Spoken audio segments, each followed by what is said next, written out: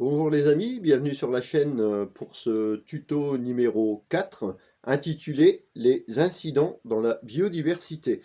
Alors si vous n'êtes toujours pas abonné, je vous invite à vous abonner sur la chaîne. En même temps, appuyez sur la petite cloche sur les côtés, ainsi vous recevrez toutes les notifications lors des prochaines vidéos que je publierai.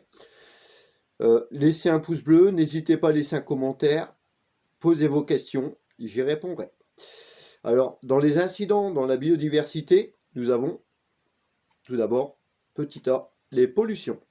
Alors, les pollutions, elles peuvent être multiples. Vous pouvez avoir par hydrocarbures, vous pouvez avoir par les lisiers. Vous pouvez également avoir par certaines pluies d'orage. C'est ce qu'on appelle les rinçages de fossés. Hein. Ensuite, vous pouvez aussi avoir des incidents techniques, chimiques ou autres. Et quelquefois, ce qui n'est pas tout à fait une pollution, mais quand même constatation de mortalité, un manque d'oxygène. Ça, c'est forcément durant l'été.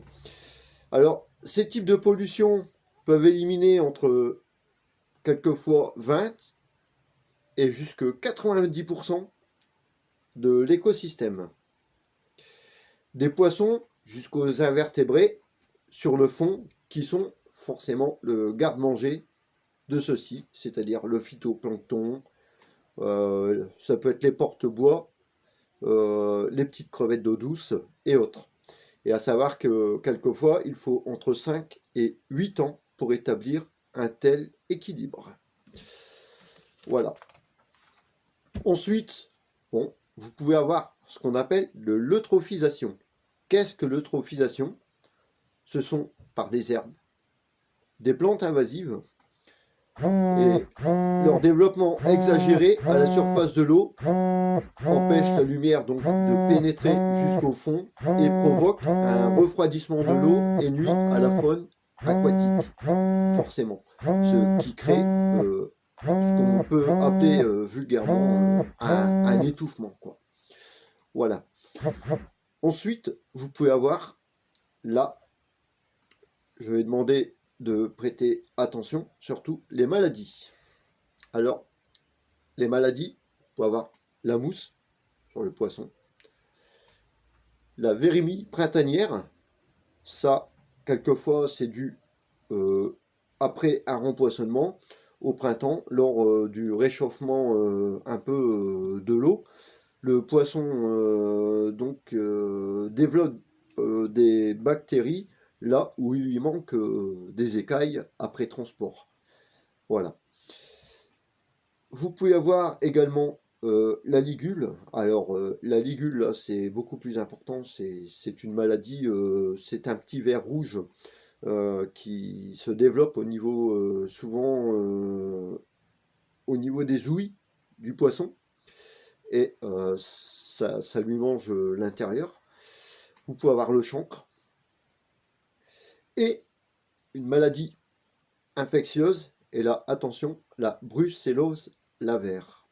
Alors, il faut savoir que forcément, après toutes ces maladies, quelquefois, on voit, j'ai déjà aperçu des individus qui, lors d'une partie de pêche, transportent les poissons d'un point A jusqu'à point B, à peut-être leur petit lot de pêche favori. Eh bien, il faut savoir que s'il y a une maladie dans un étang, eh ben, si on s'amuse à transporter quelquefois le poisson dans un autre étang, eh ben, vous transportez pas que le poisson, vous transportez également la maladie et vous transmettez au poisson qui se trouve déjà présent dans l'autre étang. Et ainsi de suite. Et si tout le monde s'amuse à ça, là, ça crée du dégât, ça peut même des fois créer du dégât régional. Donc, je précise que certains qui, quelquefois, transportent des carpes qui présentent une maladie via un autre étang, transportent la maladie de la carpe, et après, je vous raconte pas la catastrophe, puisque c'est ce poisson que vous avez transporté transmet la maladie aux autres poissons. D'où d'ailleurs, normalement, si vous regardez bien en bas de votre avis annuel, tout en bas, il est strictement d'ailleurs interdit d'alviner ou de rempoissonner des poissons qui ne proviennent pas d'établissements de pisciculture ou d'aquaculture, puisqu'il n'y a pas de vérification vétérinaire. Voilà. Ensuite, bon, c'est petit d, vous avez les espèces invasives. Alors, dans les espèces invasives, vous pouvez avoir le poisson-chat, la perche soleil, l'écrevisse à pince bleue ou de Louisiane, le crabe chinois.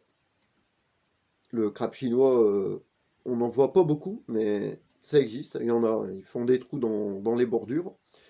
Et vous avez un oiseau piscicole, un oiseau piscivore qu'on appelle le cormoran. Je tiens de même à préciser que suite à cette liste là que je vais publier d'espèces invasives, contrairement à ce que certains penseraient, le silure n'est pas une espèce invasive et n'est pas du tout déclaré nuisible. Et il se doit de vivre comme un autre poisson librement. Voilà. Voilà donc un tuto numéro 4 sur les choses globales de ce que vous pouvez avoir niveau pollution ou mortalité piscicole, que ce soit donc par des produits jusque quelque part des espèces invasives ou des maladies. J'espère que ce petit tuto vous aura plu ou qu'il vous aura tout au moins appris quelque chose. Donc laissez un pouce bleu, n'hésitez pas à laisser un commentaire, posez vos questions et je vous dis à bientôt pour un prochain tuto. Salut!